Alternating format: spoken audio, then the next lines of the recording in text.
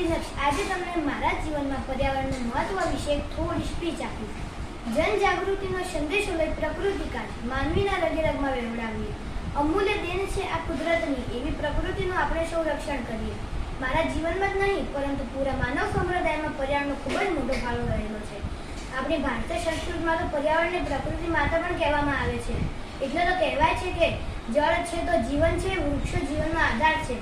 જીવન ટકાવવા માટે જરૂરી એવા જળ, વાયુ, અગ્નિ, સૂર્યપ્રકાશ, ખોરાક વગેરે મનુષ્ય પર્યાવરણમાંથી મેળવતો હોવાથી સજીવ સૃષ્ટિનો આધાર જ પર્યાવરણ છે.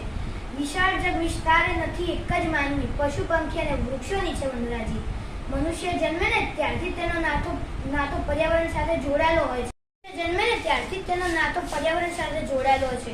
મનુષ્યનું શરીર અગ્નિ, જળ, વાયુ, સૂર્યપ્રકાશ અને ખોરાક એમ 5 તત્વોનું બનેલું હોય છે. જીવનની શરૂઆતથી અંત સુધી માનવી દરેક તબક્કે પર્યાવરણનો ઉપયોગ તો કરતો જ આવ્યો છે. વૃક્ષો આપણને પ્રાણવાયુ આપે છે, વરસાદ લાવવામાં મદદ કરે છે, રણને આગળ વધતું અટકાવે છે, ફળ ફૂલો આપે છે. એટલે તો મારા જીવનમાં પર્યાવરણનો ખૂબ જ મોટો ફાળો રહેલો છે. શેરી શેરી કરો પુકાર, पर्यावरण बचावी करो जीवन में उद्धार. नहरों से डर कर नौका पार नहीं होती, कोशिश करने वालों की कभी हार नहीं होती.